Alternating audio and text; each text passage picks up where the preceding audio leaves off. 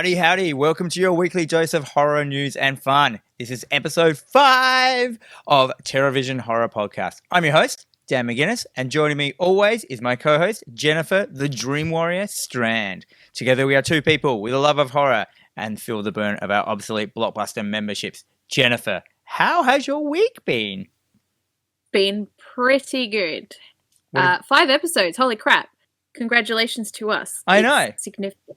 We've been doing it for more than 1 month. I know, right? Kudos to us. I'm very well, actually. Oh, you're good? What have you been doing? I'm good. Oh, I'm still on my man-eater. Binge? My binge. It's I've kind of like maxed out everything I could possibly do, and I'm just like 100%ing everything now. So you're like in end game heading towards a platinum. Yeah, I'm trophies left, right, and center. It's glorious, and do you think you'll platinum it? I hope so. If not, I'll just go back and start again. Well, you can always. You can't stuff up a platinum. It's just getting all the trophies. It's true. I'm not very good at video games, so for me to go and do something like this, it's actually very. I wouldn't say important. It's not important at all. It's a benchmark. It's a time when everyone should like etch it in stone and walk it up a hill and shout it out like Moses. Yeah. Ben, yeah, that's right. Jennifer played a game. I don't know why I called you Ben then. Well, because you used to talking to Ben. That's true. About video games, not me. So, yeah. Maybe. How about you? How was your week? I went down. We decided because of our restrictions lifting a little bit that we're going to go on a small family holiday kind of thing. And we went down to Wollonga, which is just down the road from us, about an hour. And we just stayed in like a holiday house and just ate some food. And it was nice. I got to catch up on some films. I was watching. I didn't watch all our homework. I didn't do a lot of horror movie this week because I've been just power watching Bleach again for like the 3rd time, and I don't know why. I just love it so much. Look, that's fair. Bleach is a series that I know of, so why not? Why not rewatch it? I know of this thing, therefore I agree. Yes, I know. I love Wollonga. I actually grew up in McLaren Vale, so I went to Wollonga High School. So the South is where I love the South. So we went to the Wollonga market and we got up there early and we got a fish and some stuff. And there's a high tea place there, which we looked in and decided to never go in. And because high tea, in my opinion, is like gross. Do you feel that it's like one of those things where you walk through the door and they're like, no, sorry, please leave. And you just have to leave straight away. It's like me walking into a church where I catch on fire just a little bit. Oh, yeah. But we did go to the Wollonga Jungle. Do you know what that is? No. What is that? It's like a giant like nursery for plants, but they've like obviously 30 years ago planted like a jungle there, and you walk through it and it's got like a boardwalk and there's all these fake animals in there and like kids marking them off on, like trying to find all the animals. It's kind of cool. And it's just a normal nursery for plants. That sounds like so much fun. Yeah, it was all right. It was fun. We got 2 plants, brought them home. Could have bought them anywhere, but we bought them there. But anyhow, let's get on to, so we're mixing the show up a little bit now. We've decided to swap around our 2 segments. We've only got 2 segments. We've decided to swap around our news with what we've been watching. So first, we're going to talk about what we've been watching in the week. So we just think it'd be better to get off on the foot with some flat out horror talk. You think that's good? Yeah. Yeah, exactly. So what we've been watching. So do you want me to go first? Yeah, Dan, please start us off. Okay, so first thing I watched this week was Basket Case from 1982, and I've classified this from the TerrorVision Horror Podcast genre list as a body horror, as a body horror. First of all, have you seen this, Jen? Ben, it is on my watch list. It's one of those films that I keep going, I should, but there's like all these other films to watch. So it keeps getting pushed down the list. So this film has been obviously in my vision forever. It was in the video shops when I was a kid. I never got around to watching it. I never caught it on television. I've had like people, there's a lot of people I know that like it. One of my friends dressed up as like the monster out of it for Halloween once. He was like in a he was in a basket and his legs were coming out the bottom, but yeah, he did it pretty well. And I turned it on and I got about halfway through it and I'm like, why? I don't know if I like this. So, Okay. all right, the story is a guy named Dwayne is born with a Siamese twin attached to him, but the Siamese twin is just a head and two arms, and it looks this ghastly thing. They have like a mind link. What do you call that? Like ESP or whatever. They can talk to each other through their. They've got like, the thinking. creepy twin thing. Yeah. Anyhow, and then they get forced surgery apart. And they decide that they don't like that. They don't care if the mutant, the small one, dies. They throw him in the bin. Sure. As you do. Yeah, they throw him in the bin. But the brother loves his brother, his mutant brother, so he gets him out, and then they grow up, and that's it. And he keeps him in a basket. The mutant brother, which I can't remember his name. Anyhow, it's where you keep all brothers, I suspect, in a basket somewhere. Exactly. Then later on in life, they grow up, and he decides to go to New York. He's got a bit of a country kid, and he gets a hotel, and he wants to go visit the. From what I could tell, he was taking revenge on the two doctors that separated him because everyone said not to do it because it was going to kill the brother. But these two doctors, they didn't care, and they were just all about saving his life and killing the brother. So I guess he was like making like a 5-year plan to go kill them. Or something. He's had a lot of time sitting in that basket to make a plan. It is. Well, the brother is the brains of the operation, and as in the mutant one. The mutant one. Yeah, I don't know what to call it. Mutant, is that too strong a word? Let's call him Muty. Muty? I was calling the basket. I'm going to call him the basket case. Yeah. So basket case is the brains of the operation. He's clever, and he decides what they're all going to do. And the kid, Dwayne, is a bit of he's a goober. Like, he's just like oh, hey, how you going? I don't know if that was bad acting or it was supposed to be in it. And for some reason, in this film, everyone who meets Dwayne thinks he's great. And and they're like, I can't stop thinking about you. And all these women like him and stuff. And, straight away, they're like, here's my number. And there's no reason. It was just written in the script. Like, it was so badly done. The sound in this film was so up and down. Sometimes they sounded like they were in a basketball court. Other times they sounded like they were too close to the mic. But what I did notice in this film is there is so much yelling. Like, people are screaming, which is fine in a horror movie, but then there are people just yelling and arguing. And also, the basket case monster himself, all he does is yell. Like, his thing. Like, whenever it shows him, he doesn't just he's not got a monster growl. He's just like, Is it like yelling, or is it like I can't hear, so I actually am yelling at you kind of yelling? Or is it just like insanity yelling? He just can't communicate, and he's just got one yell, and it's just a constant yell, like. And so whenever anyone opens up the basket, it's just like a barrage of sound. And he's got sharp teeth and. Yeah, okay. And so I was all right, yeah, cool. The weird thing about this film is, number one, I think it might be famous because it may be around about the first body horror film that was kind of made, if you know what I mean. Because there's no other reason for I could work out why it was quite famous. The other thing I noticed is most of the film, I see 90% of it set in the daytime. So it's all kind of like there's no horror kills. Most of the deaths is just someone opening the basket, the monster yelling a barrage of sound in their face, jumping onto their face, and them running around the room, holding it on their face, obviously, while blood just splurts out everywhere. There were a couple of cool deaths, like this doctor. One of the doctors, the revenge death, she gets her face slammed into a drawer of scalpels, and then she comes up, and it's just a shot. Once again, her just yelling into the camera with just scalpels in her face and yelling for ages, but I thought it was kind of funny. I love it. I love a good death. Yeah. You may like this. I mean, okay. But there were some scenes in it that were really I was like, oh dear. There was a dream where the main brother, the normal brother, was asleep and he was having a dream, and it was he was running down New York naked, and it was just full frontal nudity of a naked man running down New York streets. Not generally something I want to watch. Yeah, in a 1982 film, dong flopping around, big bush dong as well. He obviously doesn't own a manscaper. No, well, horror wang in the 80s, it was no manscaping. Horror wang. Yeah. So that was weird. And then the other thing that which really weirded me out is there is a kind of a rape scene between the monster and a girl. And like he doesn't have any Sure. genitals, and it ends up he just is like gets caught and he's just rubbing himself up and down. He kills her as well first, and then rapes her. So it's just like, oh god. So you're kind of like face palming it a bit, going like, I don't really want to see that. No.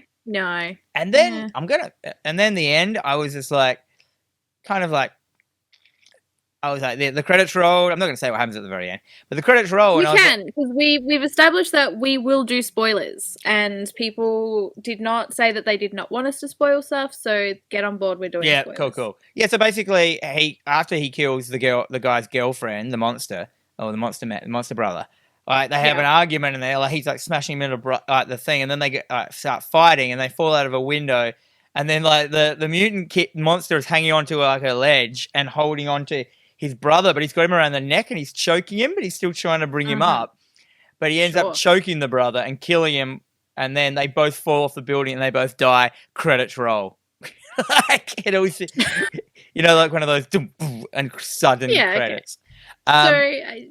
Okay. This sounds like a very interesting film to watch. So it's shot on. I'm pretty sure it's Super 8. Like that it's got that Super 8 vibe to it. Obviously 4:3 because of the year and stuff like that. It's clear. The lighting was good. The monsters yelling is oh my god! You're gonna have to. I'm sure that there's a YouTube video of just like all the yelling in Basket Case. The reason I want to watch this is I've heard the Basket Case 2 is good, because after I was like, how could they make 2 and 3 of this? Like, yeah, there's a lot. Well, I can see that it was directed by Frank Hanenlotter, who did Brain Damage, Frankenhooker, and The Godfather of Gore. Did you Brain Damage? Yeah. Yeah, the vibe is very... Because remember, have you seen Brain Damage recently? Is it fresh in your mind? You can remember it? It is not, no. Oh, can you remember the main guy in Brain Damage is basically the same character as Basket Case. He's just this brown-haired, thin guy. And, he was kind of dumb. Like, he'd just go along and do whatever the drug-inducing shit made him do. So he's basically just Johnny America going around. Yeah, he's the Nathan Drake of horror movies in the 80s. And Nathan Drake. and Nathan Drake, man, he is like the everyman. He like that man in real life must just be mistaken for everyone. That actor. Yeah. And so, what was the other thing he did? Frankenhooker. Yeah, I never saw that one. I bet you have. No, that sounds like something you've seen. I haven't. It's definitely a me film, but I've not seen it. I'm putting it on my list. You're putting it there? Doing it. Yeah, he's got like... So he did Basket Case. He's done them all. Yeah. But Basket Case 3, I'm going to watch them all now. I have to. I have to. Well, you do. Because I can't see how it can go from, like, he kills him at the end. Unless the monster wasn't killed. But, like, how can you get another 2 films out of an idea of a removing Siamese twin that just attacks people in, like... And they're, like, emotion rages it's having. Like, it's... Yeah. Because it can't communicate. I reckon it's... Oh, my God. Have you seen a picture of the director, what he looks like? Yeah, he looks like this very creepy elderly man who looks like he keeps children in his basement. Yeah, he looks like Alfred Hitchcock's arsehole. Like, oh, man, he's gross. Anyhow, I'm going to move on. Great. So I gave it what did I give it? I think I gave it 2. I gave it 2 stars. You gave it 2 stars. It probably there would have been a bit of love for this film, I reckon, as in maybe it was the first body horror. The idea was definitely a newish kind of idea, like that kind of. But they went to there's so much yelling, like everyone yells, and not just the monster. Like there's lots of arguments where there's just there's like 4 people on screen just screaming at each other, and like leave me alone. I was getting assaulted, but yeah. Anyhow. What was the next thing what have you been watching, Jennifer? Sure. Okay, so I watched a few films that were really, really good this weekend. Cool. One of them I did watch was called Shirley, which I won't talk too much about because it is not a horror film. It is about Shirley Jackson, who is a horror writer. Okay. It's a bit of a psychodrama about her life and a relationship she has with this person while she's writing her book.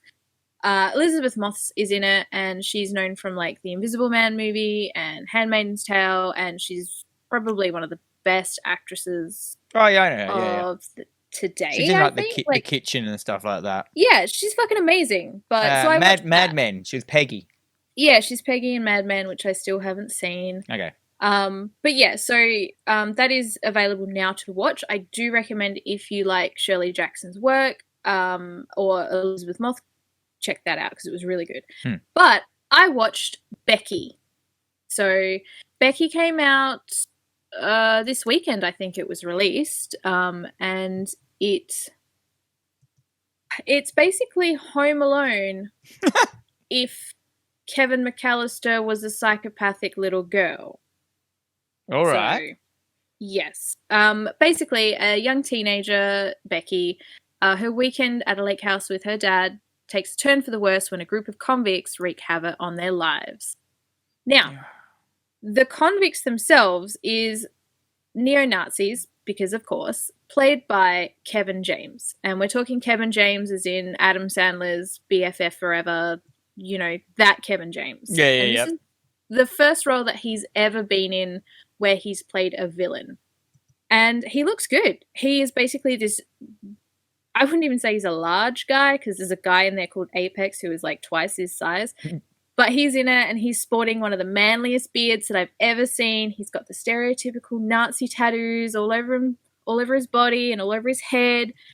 I'm pretty certain there was like a Triforce tattoo in there too. And I'm like, oh, Zelda reference? I don't know. No, but he just had that and they couldn't be bothered. Like they probably just like didn't know what neo-Nazis were so much that they just figured it was a neo-Nazi symbol. Yeah, probably. So this is basically a home invasion horror, but I was a bit apprehensive actually talking about it because it teeters on the horror. It is fucking gory. I wouldn't necessarily call it horror, but the gore makes me want to talk about it because Becky is basically, she's this like little teen who's miserable. Her dad's getting remarried and she's just, you know, puberty and being sullen. And these people come to her house and they're looking for this key. She's got the key and he's basically like, well, just give me the key. I don't want to hurt you. And she's like, bitch, I want to hurt you. And then she proceeds to basically take out all these convicts one by one in the most grueling and violent ways possible. It sounds like a remake of I Spit on Your Grave. Yeah, like a vibe.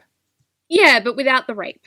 Yeah, which no one wanted that anyway. So no. So it's just like... Yeah, so it's directed by Jonathan Millot and Carrie Mernion, who did Cooties, which is an amazing horror comedy about children becoming zombies after eating tainted chicken fingers. Fantastic film. But yeah, like the gore in this was absolutely just phenomenal. It was intense. It was graphic. There was at one point that, you know, Liz came running in going, are you yelling at something? And I'm like, that was one of the most insane things I've ever seen in my life. She's like, okay. And just left again. Oh, because you can't do spoilers. This movie's too recent. No, this film came out, like I say, it just came out, I think, this weekend. So I really don't want to say too much about it. Everyone is focusing on Kevin James. They're talking about how good he is and how he's never done anything like this. And yeah, it's true. He hasn't done anything like this, but I really think everyone should be talking about Lulu Wilson. So she's the young actress who played Becky. Holy shit. Like, she performs her little 13-year-old blonde teenage ass off because I don't think there's many kids nowadays that could pull this kind of crap off. So, yeah. I think that's streaming now on Amazon Prime. So I do recommend definitely checking it out because it was really enjoyable, fun to watch. I had a little bit of trouble because Joel McHale was in it, and but you don't like him? I do not like him. Fair enough. But every time I see him in anything, I just think of him as what's his name from Community. So it kind of takes me out of the film a little bit. But it was kind of fun to watch him get tortured. Oh. I'm just looking at a picture of Kevin James here from that film. He doesn't look anything like him, eh? He doesn't. No, like that beard and like his weathered look, like crazy. Yeah. I'll post a pic of him on the socials. Okay, before and after. Yeah, definitely. Next to Adam Sandler being useless. But yeah, so I 100% recommend everyone checking this film out. Like I say, it's not technically a horror film, but the gore alone makes up for it not being. Do you know what's funny about this film? So you're saying you don't like Joe McHale, because, you know, I get the same thing. If he is in anything apart from Community, all I can see is Jeff Winger. His name is Jeff in this film. Yes. So, like, that's even worse. Or the only character I know him as is Jeff Winger, and he plays Jeff in this one as well. Like, yeah. Oh, man. And he's really no different to Jeff Winger. Oh, he's like a smug dude, like blah, blah, blah. He's just, yeah. Is he a lawyer? He's not. They don't really talk about what he does, but yeah. The film does a couple of things that I don't like. I've got a couple of rules when it comes to watching horror. You know, we don't like certain things, like I don't like small children getting hurt, which obviously this film there's just a few things in it that I was not okay with, but she sought revenge on that. So in the end I was like, yep, great, okay, I feel better now. I cannot, I'm just going to say it now, I cannot stand the genre of home invasion. I hate it so much. Is it too real? Yeah. I don't like stuff. So I hate films like Hard Candy. I don't, Green Room. That was hard stuff to watch, like that. Yeah. Like, I can't handle them.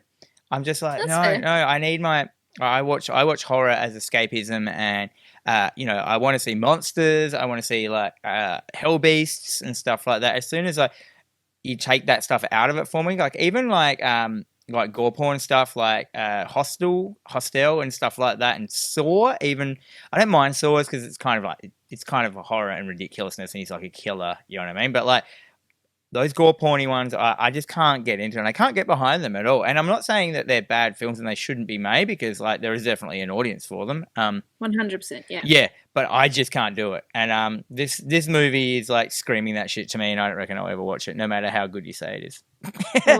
Yeah, no, that's fair. Look, if it's not something that you feel that, if it's not in the genre that you're okay with, then by all means don't check it out, because it'll probably leave you feeling pretty... Yeah. No, I wouldn't say upset. I also live in the top home invasion area of Adelaide as well. Yeah, like, you do. I know 3 people that have been home invaded, and when I said, where'd you live? And they're all like, in my area? Like, and I didn't even know they lived around me.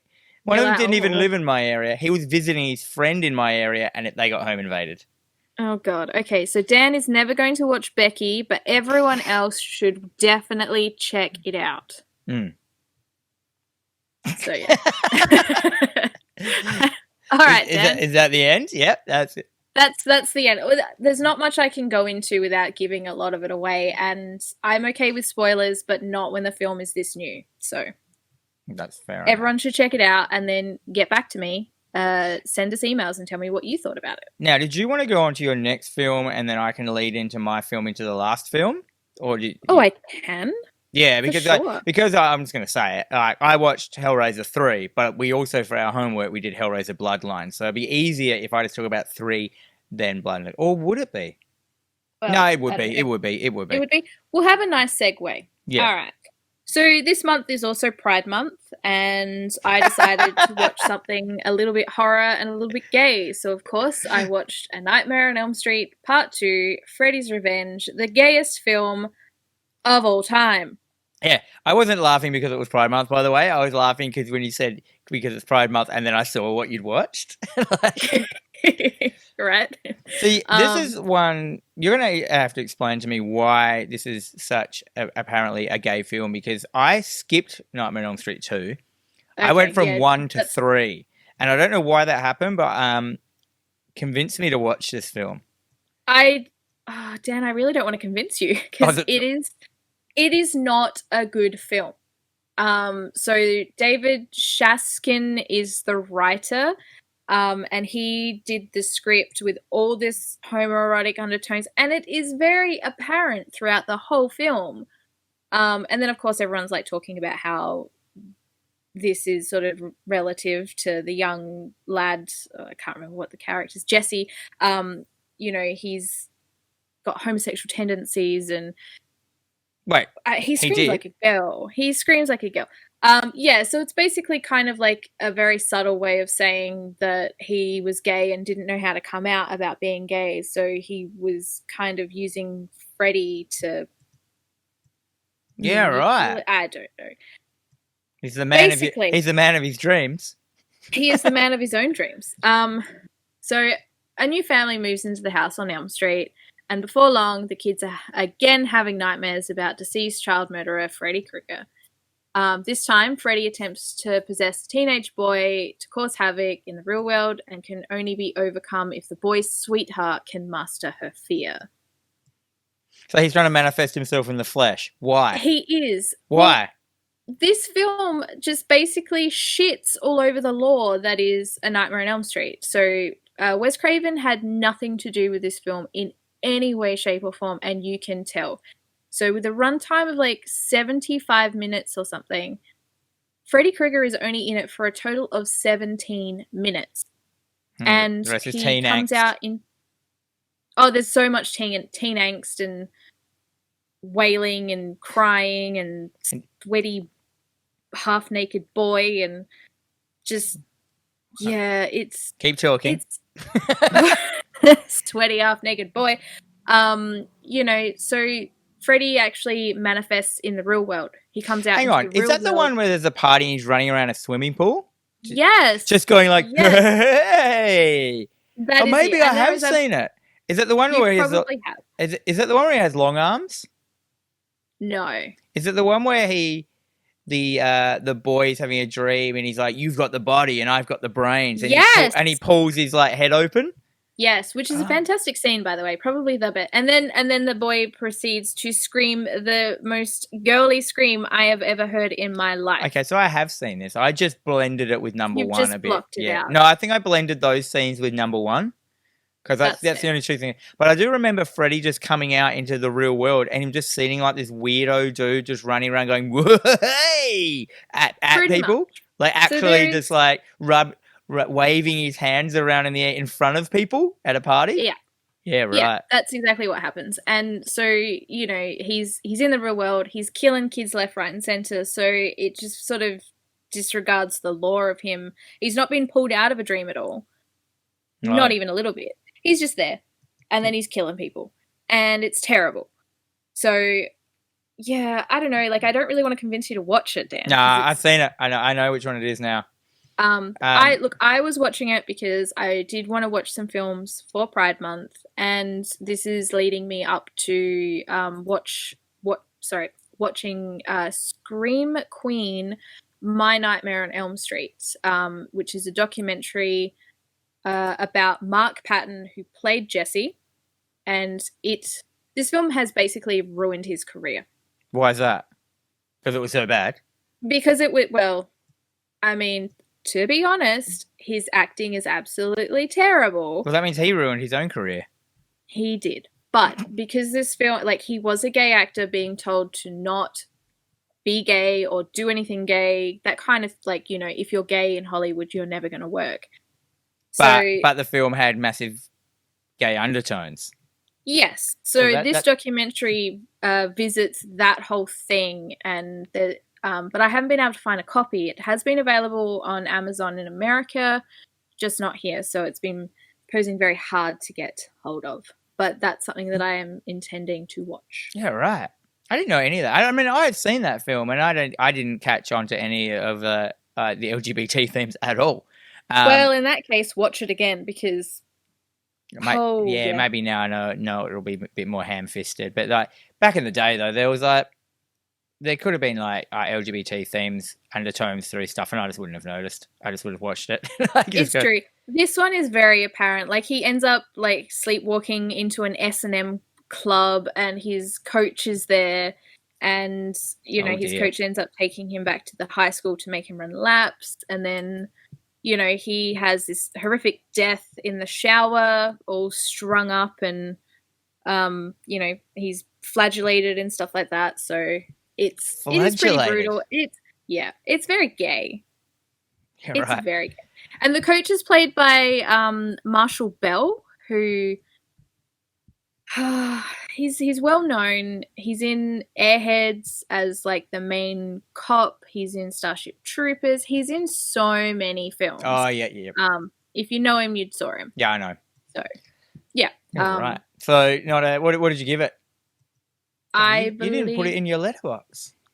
Oh, I'm so sorry. I did watch it. I gave it 2.5 stars. 2.5. All right. Yeah, it's pretty low hanging fruit.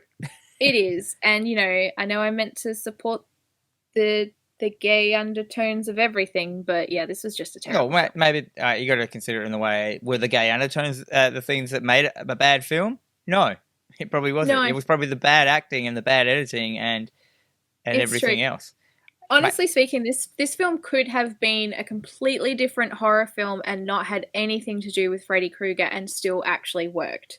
Yeah. I think that they were just trying to really grasp at they needed to turn this into a franchise. Wes Craven didn't want it to be a franchise. He's like, no, it's one film. That's it.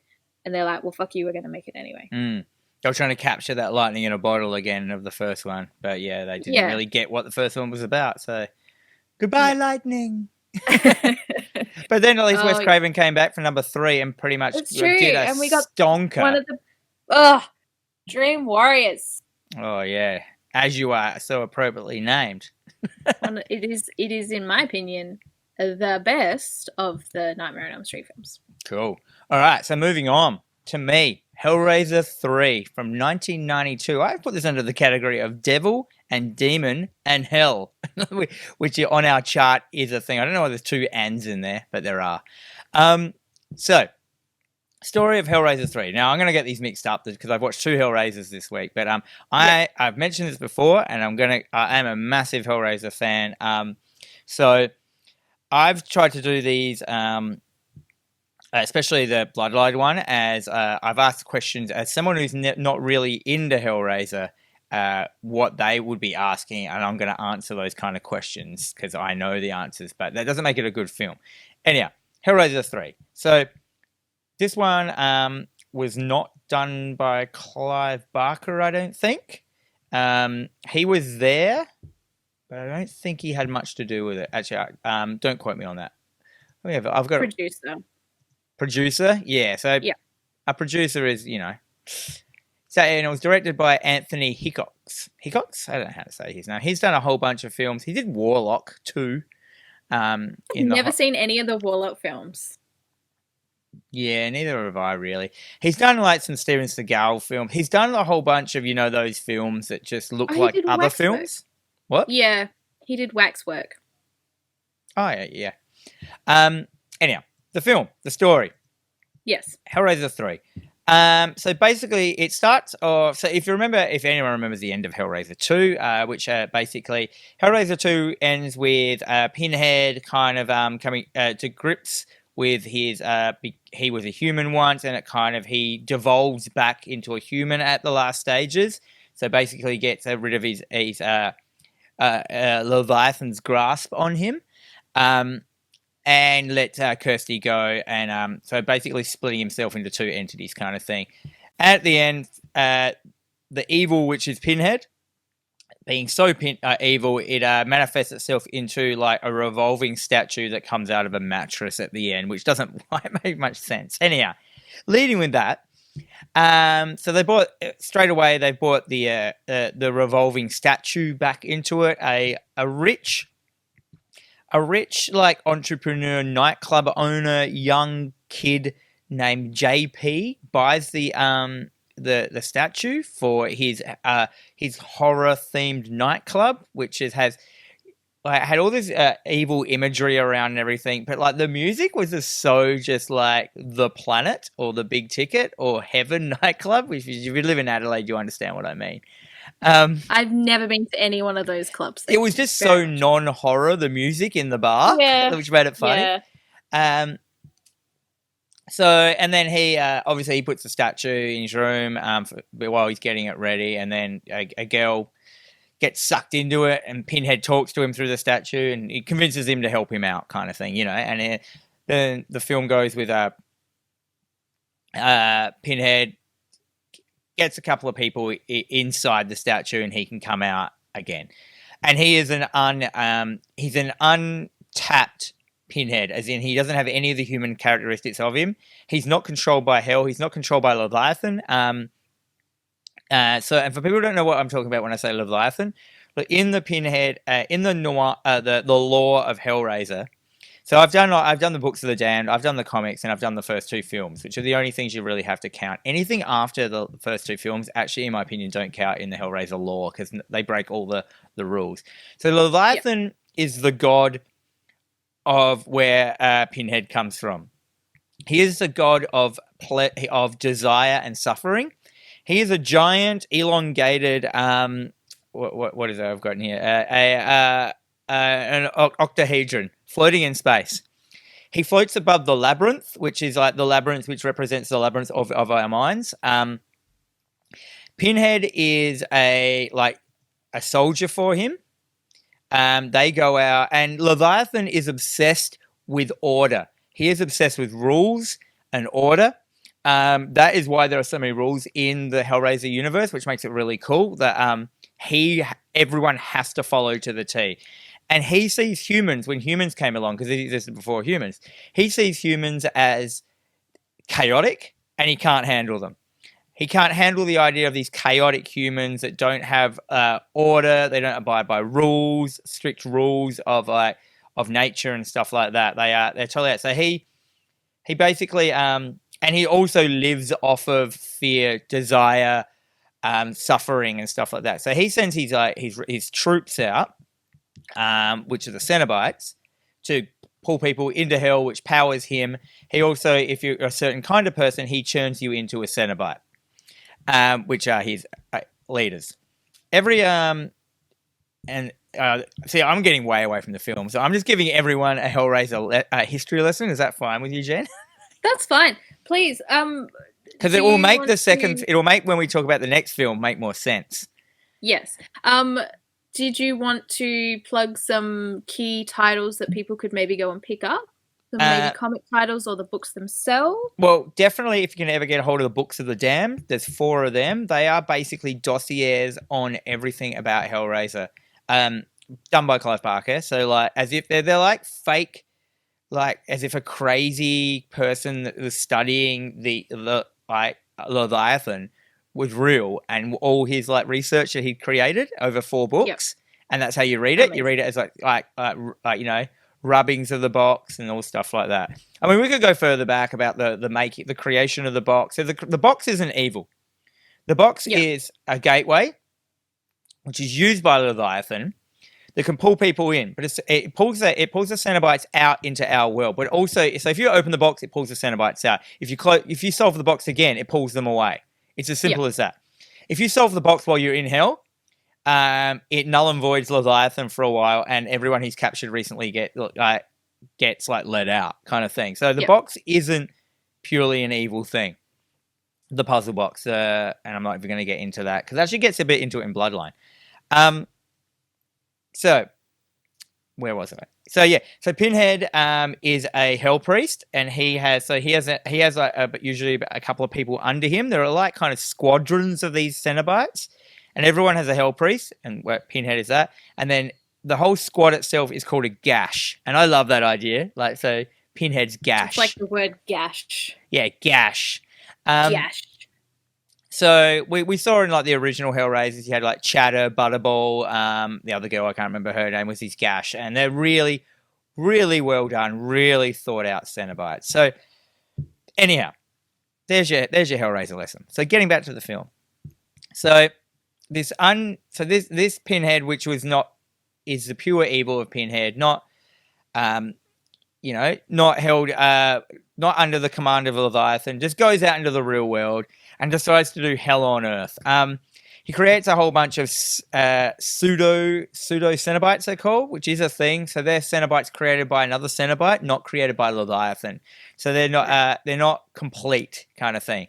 But in this movie, he may have created, the writer of this film, or whoever did it, created pretty much, in my opinion, the shittest line of Cenobites I've ever seen in my entire life.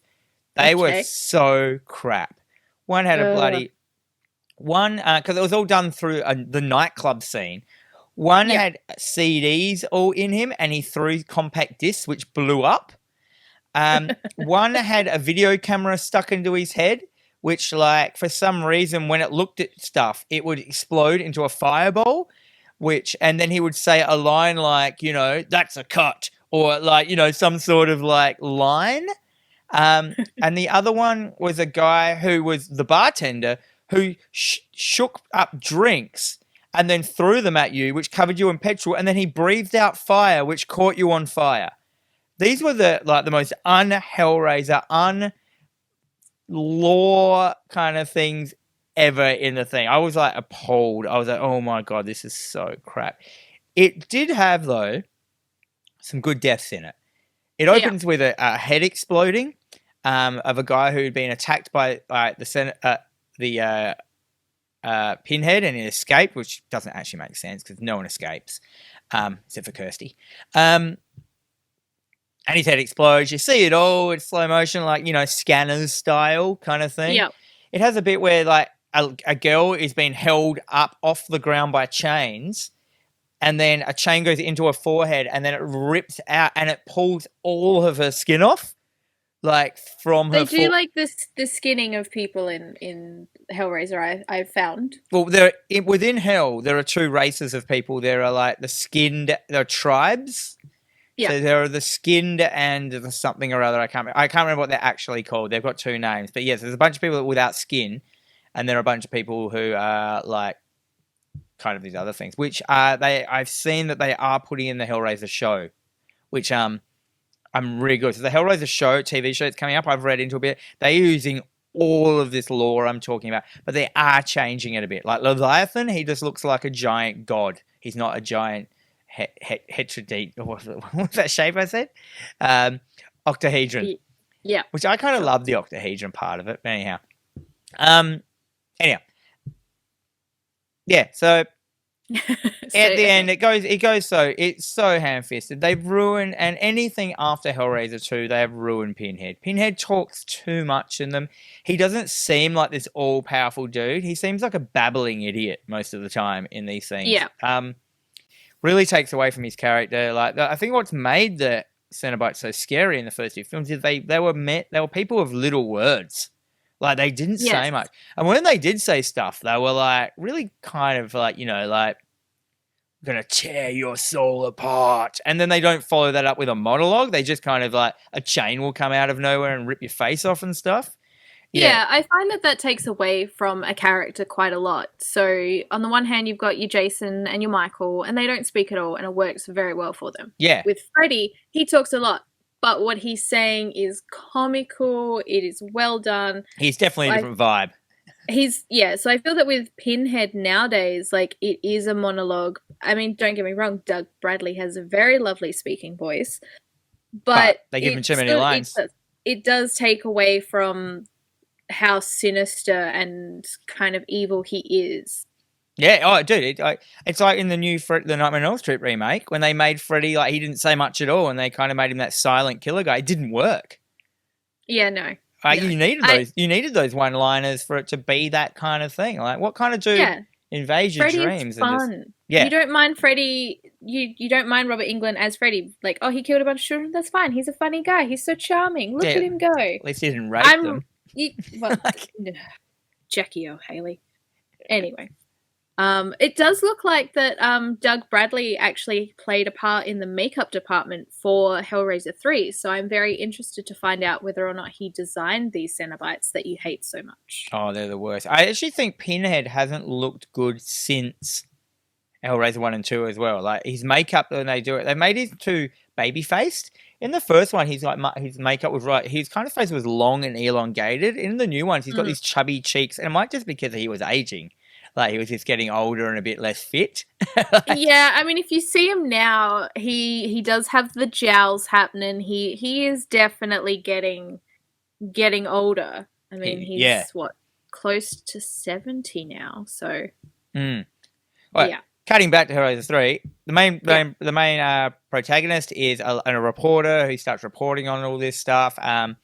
she ends up getting, she has dreams, and the original Pinhead, like as in the good version of him, is like invading her dreams, trying to help her out, and he's like, you know, you have to bring him to the window of your mind, and I'll fight him, and they end up like, so it's like Pinhead the soldier versus Pinhead, and at the end they merge together and stuff, and then, you know, it's got this ending. It's fine.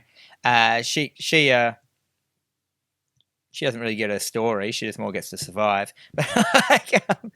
Sure. But yeah. So is this the one where they? Because I mean, like I say, I know I've seen the first 3, but it would have been like 20 years ago. I've not really revisited them. Mm-hmm. Is this the one where they sort of try to give Pinhead more of a, you know, he was a human at one point and now he's not? No, and that's number 2.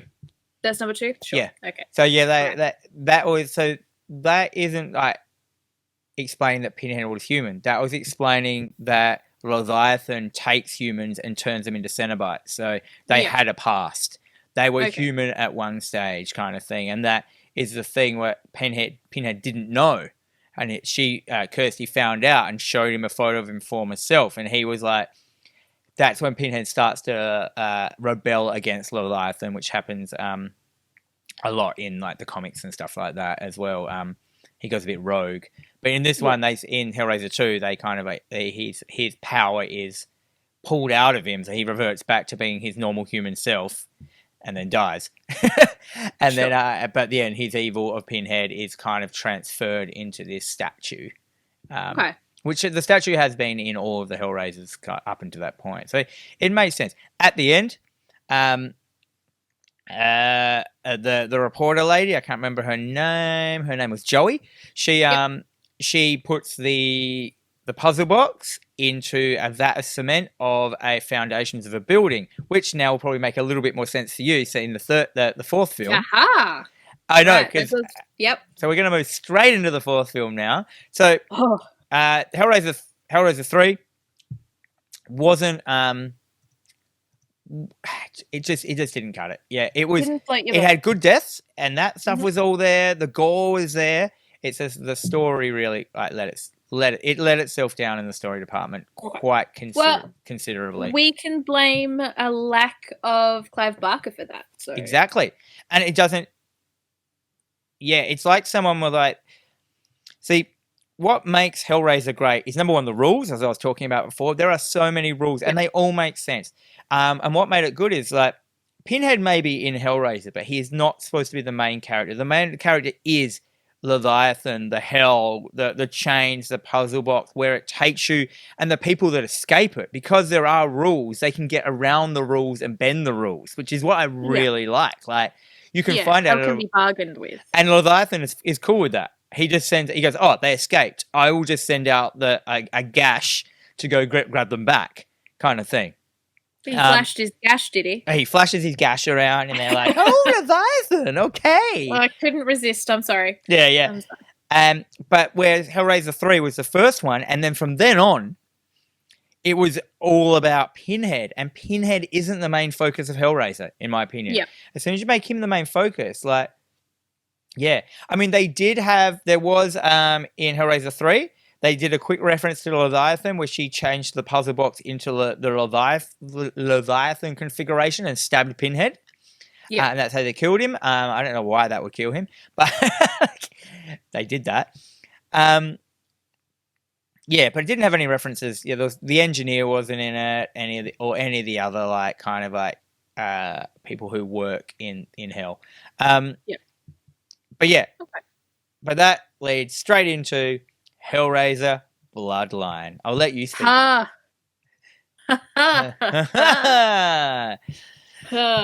Okay.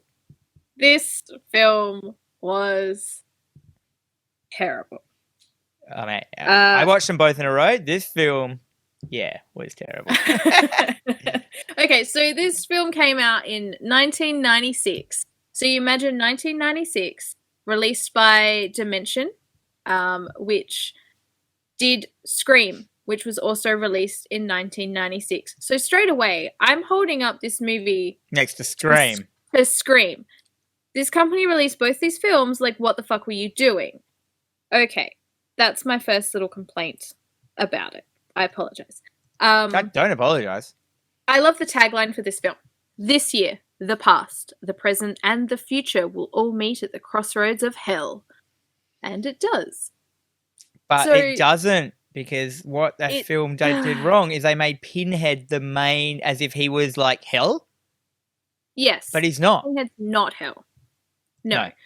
So the film, before we sort of get into this, what was originally planned to be released versus what was released were two very different things. So the film was directed by Kevin Yeager, who is actually more known for his makeup and special effects artistry than directing. He pulled out. Like, he dropped out of this film, which is why the film is released as an Alan Smithy or Smythe film. Alan Smithy?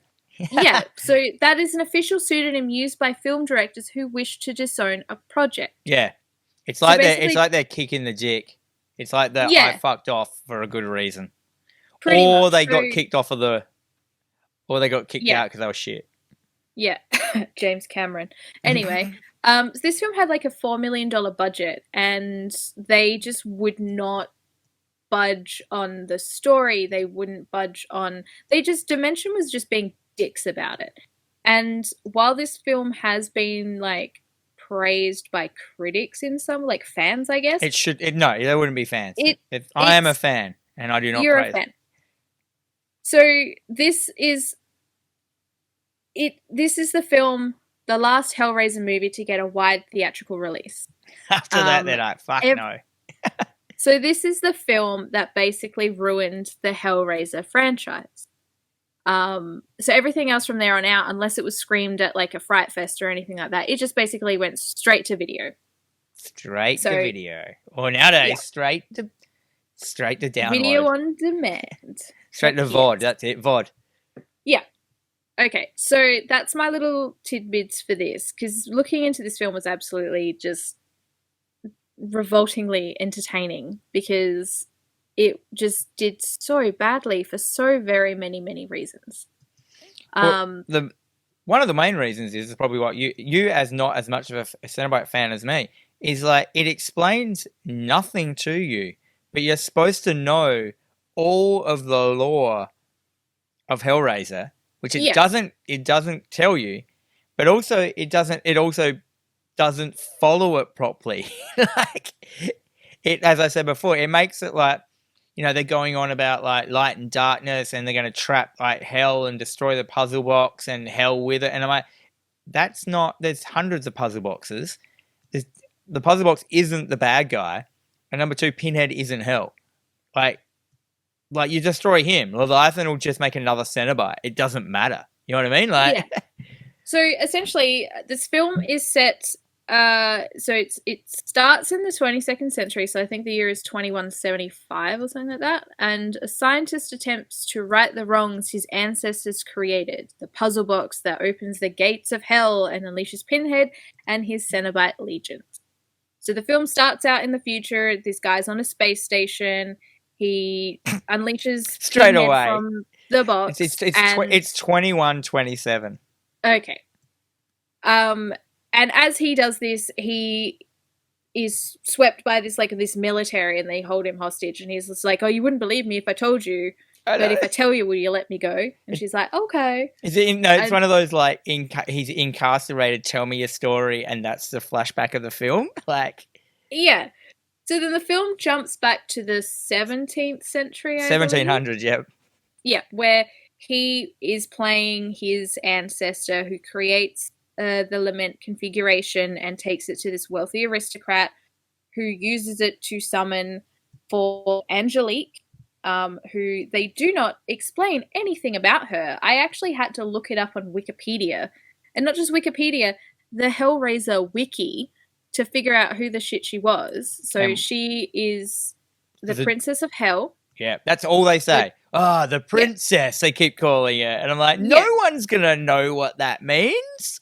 She is the Princess of Hell, Princess of Torture. She's the daughter of Leviathan. But they never say that in the film. But they don't explain that. So I'm sitting there going, I don't know who this hot lady is talking to a very, very baby-faced Adam Scott, which I could not get over. Yeah, that's weird, isn't it? Adam Scott being in that film, and oh god, yeah, he's just so young and I just want to like squish his little cheeks. And his fringe is always in his face. He's got this huge long fringe that he keeps pushing back. Wig, ugh, so bad. And then of course the film jumps from the 17th century to present day, where his ancestor again he's like an architecture building basically this giant puzzle box and is receiving all this praise for it. So the puzzle box though is like it's etched in his blood apparently, as in like it keeps like he can't not make the puzzle box. He is the toy maker, they call him.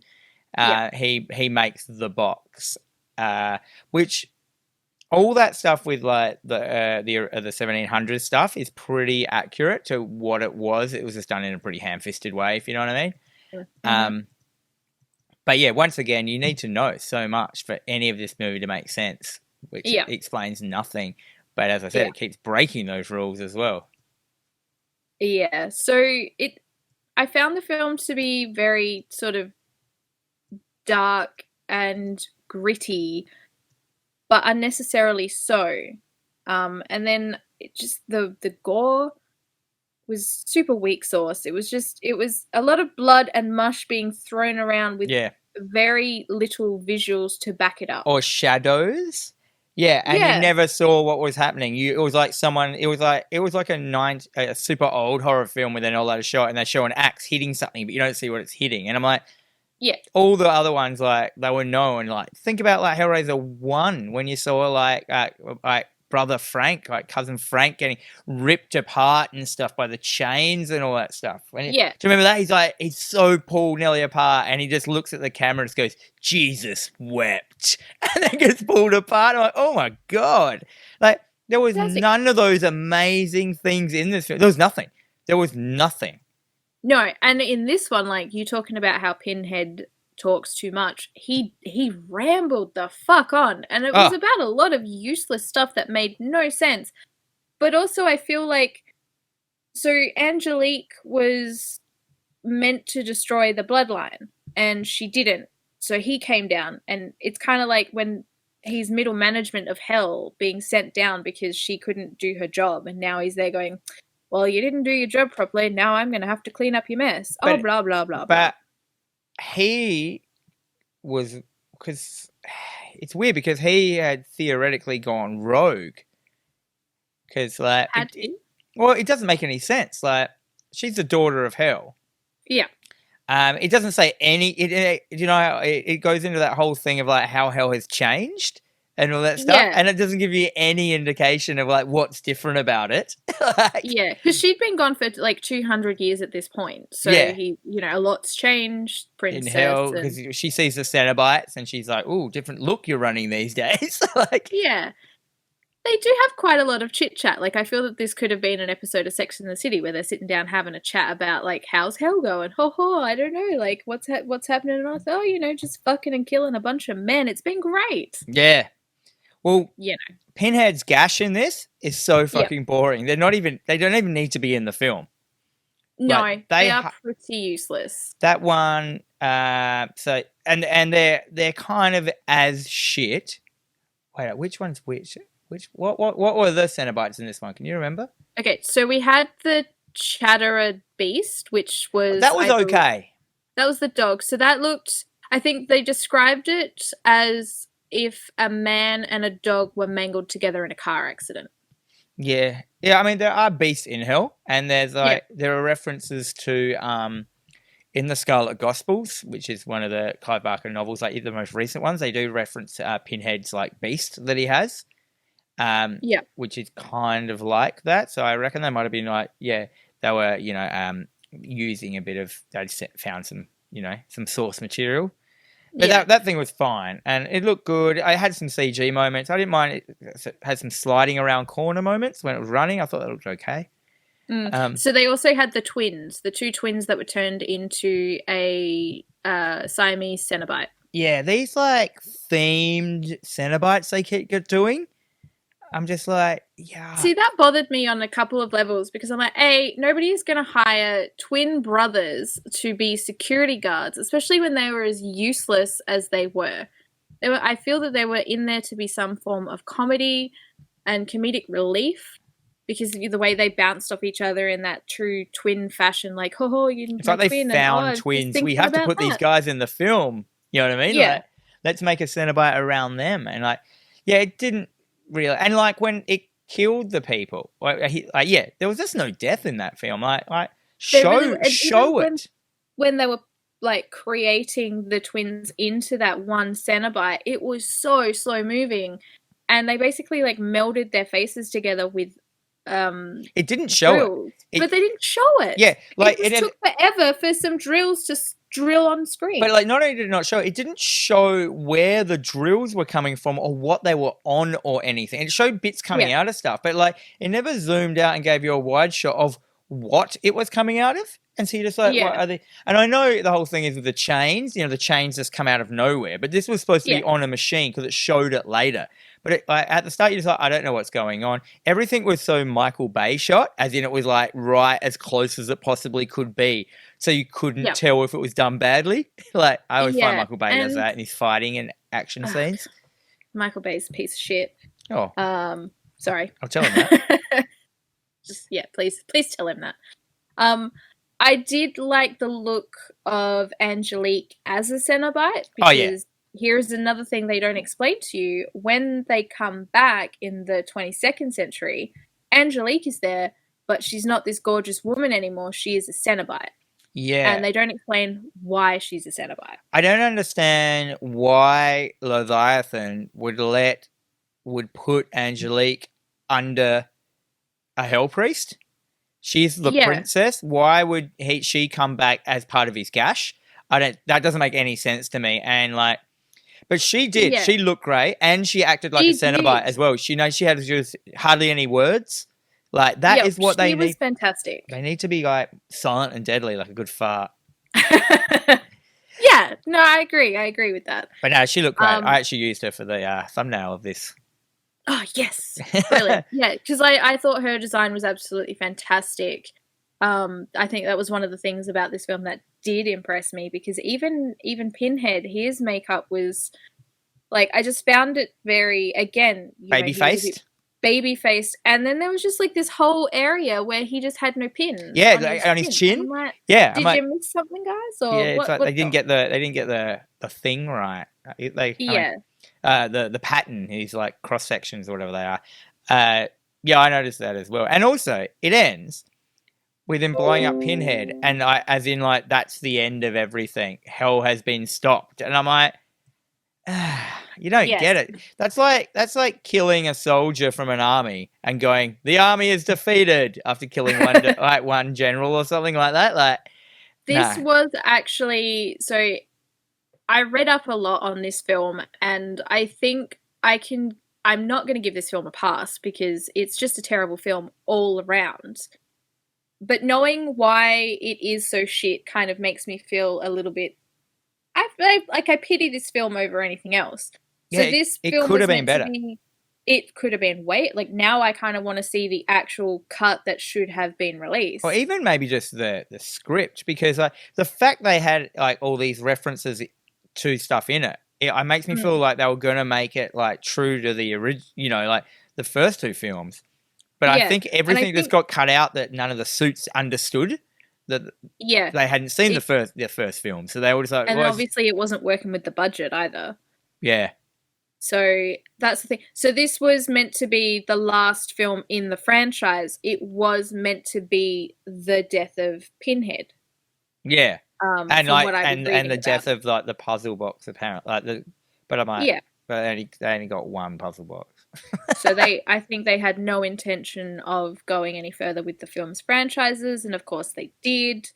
And again, like a lot of these films aren't good going on because they wanted to hold the rights to them. So every couple of years you've either got to give up the rights or make a film. So they just make a film. It doesn't have to be good. They can wait until something good comes along and then they can make something glorious. Well, they got that. We've watched a couple of the recent Hellraisers, and they have nothing to do with Hellraiser. Do you remember that one No. we watched with the cop and like just Pinhead came up seriously in the last 5 minutes?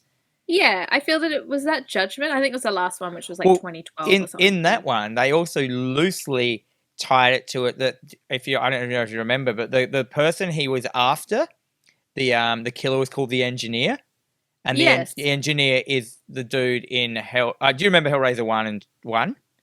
Yeah, vaguely. Do you remember when they go into hell and there's that big monster with a face that kind of chases them down the corridor?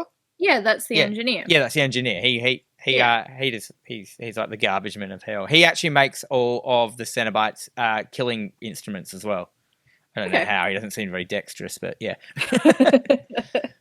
Well, you know, what can you do? Yeah. Yeah, so, I mean, I gave this film, what did I give it? I gave it 2 stars. Yeah, I don't even know what I gave it. I think I gave it 2 stars as well because... I gave it 2.5 just because I always feel like 2...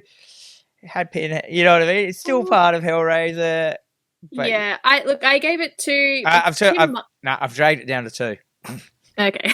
Well, Kim Myers is also in it, who was, she was also in the Nightmare on Elm Street 2. So I sort of came from Nightmare on Elm Street 2 going, oh, I love that Meryl Streep looking motherfucker.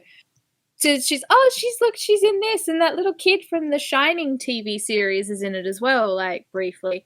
I like that too, yeah, okay, 2 stars. There's that line in it where Pinhead is like, I have heard, like, there's nothing worse for a parent than losing a child. I'm like, you're fucking Pinhead, mate. You've been around for centuries. You would have known that. Like, you're the master of pain and suffering, and he just brings that up like, I heard. Yeah. And as soon as he said that, I'm like, just stop talking, mate. You're ruining it. It's like, I did enjoy the scene. What's that? I did enjoy the scene where they're on the ship, and it's like the last bit, and he's talking to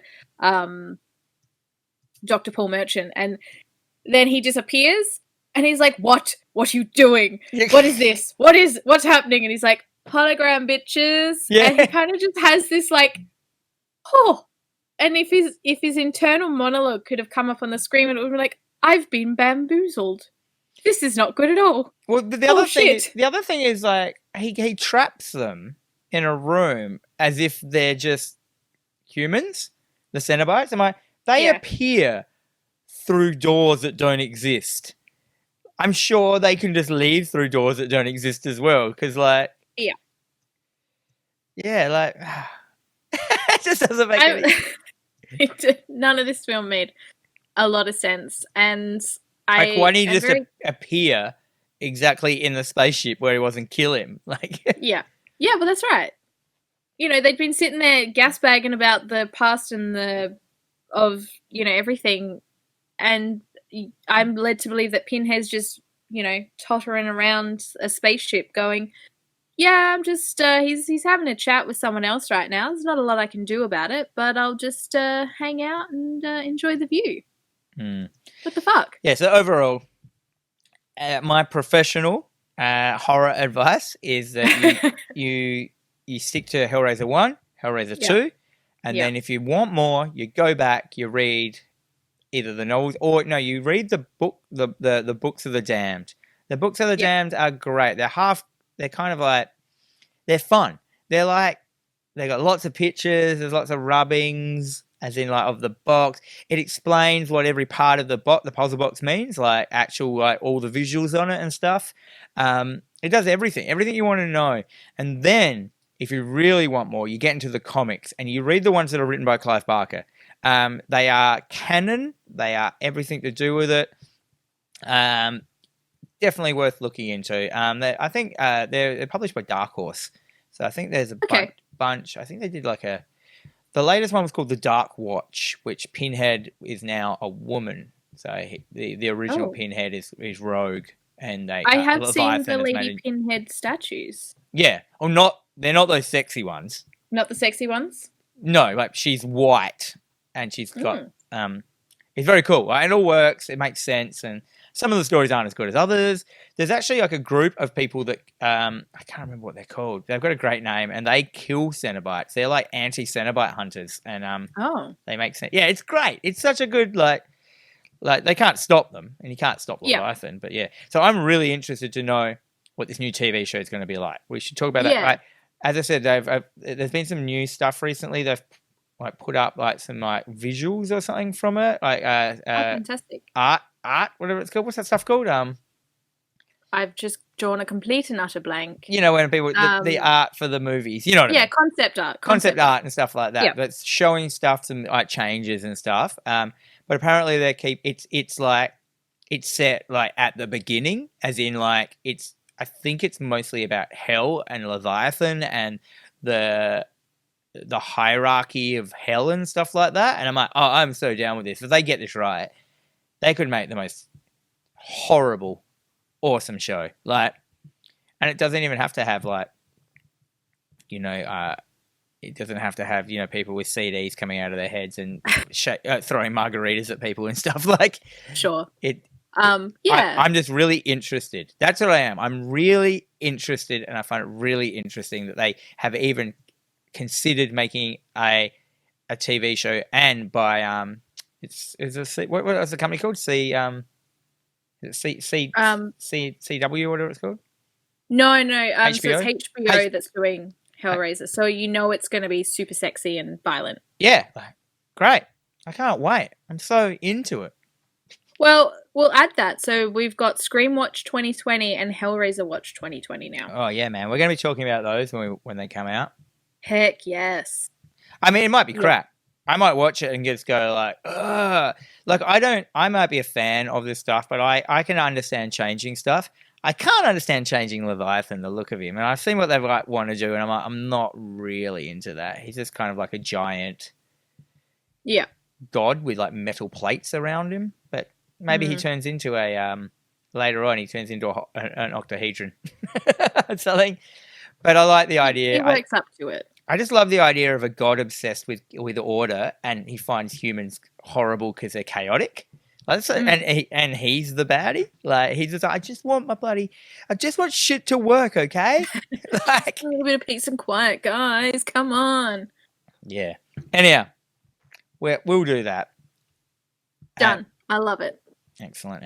Now, we could go into the news. We've got a couple of news articles. Oh, yes, we do. So we've got just a couple today. So it looks like Ari Aster, and I do apologize if I keep pronouncing his name wrong. Ari. Ari Aster. I don't know. He teases that his next movie is going to be a very long nightmare comedy. A very long. So for people who don't know who he is, he's the guy that did Hereditary, and he did Midsommar. Which are very, very long, slow burn horror films. But I think Hereditary may be one of the best horror films I've ever seen. It's so good. And Toni Collette, she was robbed of an Oscar. Oh. She was robbed of like any kind of nomination for any kind of award for that film. But you cannot tell me that performance was spectacular. A rule of thumb is if Toni Collette's in it, you should watch it. That is actually a real rule that like. Oh. Have we cut out? Oh no! I just read something that he's also doing. Have we talked about it before? That he's remaking Save the Green Planet. Yes. Yeah, that's why we watched it. We were going to watch it, but I don't think either of us could find a decent copy. That's right. Anyway, sorry, I digress. That's fine. So Hereditary, man, like nothing's like it. Like, no, like it is violent. It is unsettling. It is. But it's not just that. It's also like beautiful. Like when you look at that film from a craft standard, you're just like, are you kidding me? And then on top of it, like you just at the end, you're just like, wow, that was so well shot. Like the acting is chronic. It's stellar acting. And then the story and then the end, and then someone comes along who's seen it before and they go, hey, did you notice that there's heaps of naked people hidden in all the shots? And you're like, what are you talking about? And you go back and watch it. I've got to go back and watch it. And there's some scenes where there's 30 people standing in a shot and you didn't notice it. It's crazy good. Like, I love that film more than anything. It is an amazing film, and I will watch whatever he makes because he just has a way of making films that we're just not used to in this day and age. But especially Midsommar. That was brutal, but it was a film shot almost entirely during the daytime that still like gave you this whole sense of dread throughout the whole film. And I mean, I like Florence. Is it Florence Plur? I don't know how to pronounce that. Florence Plur. She's fantastic. I kind of want her to start narrating things because she's just got a really nice voice that I like to listen to. I'm trying to work out what genre Midsommar is. It has to be psychological, like. Yeah, I don't know. What's that? Fanaticism? No, I don't know. Anyway, it doesn't matter. Keep going. Yes. I'm ruining the podcast. No. So I think most people have put it as a horror, drama, mystery, but of course that's just like a basic. So it could be like a psycho horror. There's so much to it. But anyway, so yeah, during a Reddit AMA, he stated that his next movie would either be a zonky nightmare comedy or a big, sickly domestic melodrama. What is that? A zonky? Yeah. He's been watching Scooby-Doo. Oh, is that what it means? I thought it meant like a zombie comedy. No, it's gonna be like crazy. I don't know. Yeah, right. I wonder if it means stuff like the dead won't die. Dead don't die. Like that kind of. It's gonna be 4 hours long. He's just like claiming that straight up. He did. He's like, all I know is what's gonna happen. I haven't written this film, but I know it's gonna be 4 hours long. Oh, God, that is gonna be a burn. That'd be great. People are not going to sit in the cinema for that long. I mean, I will. I don't mind. Like, something like that for me is fantastic. I'll sit for ages. If they want to do a film that's got an intermission, I will go and buy more food. Like, yes. I don't understand why they don't have that. Like, let's all go to the lobby thing again. If I've got an opportunity to buy food again, I will eat not one hot dog, but 2 hot dogs during a film. Easily. I do miss the cinema at the moment. Like, it's been however many months since being able to go to the cinema, and cinema popcorn is just next level. And you can't make it at home in the microwave. You can only make it at the cinema. At the cinema. I'm missing it. Do you know that there's underneath my shop, the Greenlight Comics in the city, there's an old abandoned bowling alley, and I keep hearing this. All the popcorn machines are still in there, apparently. Son of a bitch. I know, we could be selling Greenlight popcorn. Yeah, I'm going to get in contact with your crazy No, she's not crazy. She's beautiful. She's not crazy? And then I'm going to, get my hands on some popcorn machines. Well, popcorn for all. Yes. The mainline drive-ins opened up again. The restrictions. So me and Clay used to go to that fairly often because we have a baby and you don't want to take a baby to the cinema, but you can take them to the drive-in. True. And once again, the drive-in's got like the mainline cinemas, drive-in cinema has like, the candy bar at the back of it with all that hot dogs and all that stuff. And it's just a great night out. Like, so fun. I love the cinema. I love it. It's one of my favorite things to do. I am getting a lot crankier and intolerant in my old age. So excellent. I don't expect anything less. I will shush you. I will tell you to turn your phone off. Oh yeah, man. Like young people, don't get me started. I've got a fantastic. I scared 2 girls one time. They would not shut up from the very start of the film. We got about a quarter of the way through, and in the end, I got up and I went and sat next to them. I'm like, "Hey guys, what are we talking about?" Because clearly it is more exciting than the movie, and I just thought that I would like to get in on it. They did not say a single word for the rest of the film. It was glorious. All right. So, if you want to read more about Ari Aster's new thing, check out it you can read more about it over on bloodydisgusting.com. Yep. That's where that art news article came for. And our second news article we're going to have a look at is, take it away, Jen. Oh, Jason Blum is working overtime on Happy Death Day 3. Happy Death Day. I'm so excited. I got to admit, I've never seen one of these. Are you serious? I don't understand. They look like is it a slashery one? A happy Death? It is a slashery one. It's got a different take on it, and like I went into this film like, oh god, no, it's just going to be a load of crap. I had so much fun with this film. It's a big baby face. I can't handle it. Honestly, Dan. It was great. It was so much fun. It was slash stick, so it was very funny. Ooh, slash stick. That's not on our genre list. No, it's not. But yeah, so the first one was amazing. The second one was just okay, but it was still a lot of fun. It dealt with some time travel, which got a bit weird, but I'm okay with it. I love time travel. Yeah, so they just sort of didn't go ahead with like a third one.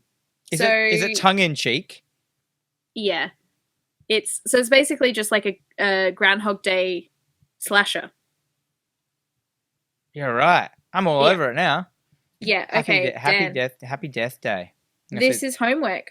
This has become your homework. All right, homework it is. Next day. So everyone else who's listening, get on to Happy Death Day, and so you can know what we're talking about next week as well. And you can have your own opinions and comments in the comment section, and we will be down with that.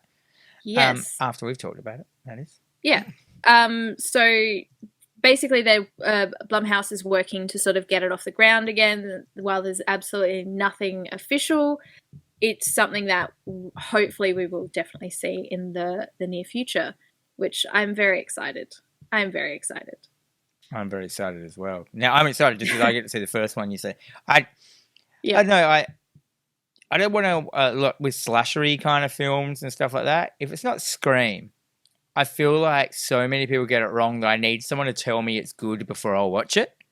Okay. Do you know what I mean? Like, I won't take a risk on a slasher film, but I'll take a risk on a monster film. If you know what I mean, like. Because you've got a level. Like this is where you're at. Scream is the basis with which all slashers will be judged. Exactly. So I think that or Sleepaway Camp. I fucking love that film. That end scene with her yelling naked with a dick or whatever it is. More harrowing. It's just like, well, wait, is that the reason why she kills people? Because she's got a dick? Well, it could be one of the reasons. Anyhow, reasons. If you don't know what we're talking about, check out Sleepaway Camp. It will be the worst hour and a half of your life. So. Yeah, Dan has spoiled the ending for you. So yeah, sorry, it's just a rubbish film. It's a great film, but I mean, to be fair, it was like 1980 something. So if you haven't seen it by now, yeah, I'm not sure. Yeah. Oh man. Anyhow, I think that's it. I think we're near the end of the show. I feel that.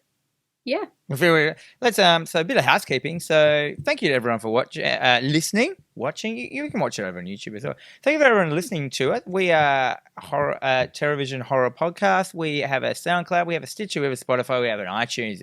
Basically, you can find us on all streaming podcast services. We also have an Instagram. If you want to follow us over on TerrorVision at TerrorVision Pod, and we have a YouTube at the same at TerrorVision Pod. So you can check us out over there.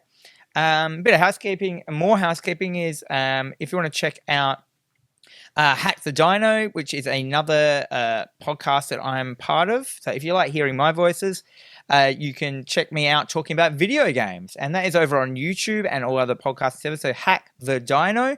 Doesn't mean anything. Don't ask me what it means. But we do a fortnightly TV video game news show with a great Australian opinion like we've got here. Aussie mate. Oi, oi, oi. Whoa. Howdy, howdy. Yeah. Oi, oi, oi. Maybe that should be my opening. And also check out Greenlight Comics, which is a comic shop that I own, greenlightcomics.com. You can check it out. It has an online store. And it's also a brick and mortar store in Adelaide, South Australia. Oh, yeah. Jennifer, do you have any pluggables? Nah. Yeah, you do. No pluggos. If you would like one of our sweet as shit TerrorVision, TerrorVision. TerrorFisher. TerrorFisher. TerrorVision stickers. Head into Greenlight. Pick one up from the counter. You can say hi to Dan while you're there. And you can stick them up everywhere. And then we want pictures as to where you've stuck them. Yeah, as long as it's family friendly. Not family friendly. As long as it's not porn. Actually, no. Even if you wrap it around your wang and take a photo, that's great as well. I do not accept that. You do not? No. Why not? I'm not a wang kind of person, so. Well, no one's a wang kind of person, but like it's always good to see a sticker on a body part where stickers don't usually, they don't usually haunt. I mean, good luck. But anyhow, sticking it on your wang. So let's end this. So thank you very much for listening. This has been TerrorVision Horror Podcast. Join us next week for episode 6, where we will be talking about, what are we talking about? What was the movie? We are going to be talking about Happy Death Day. Happy Death Day. And remember, if you can't find a friend, make one.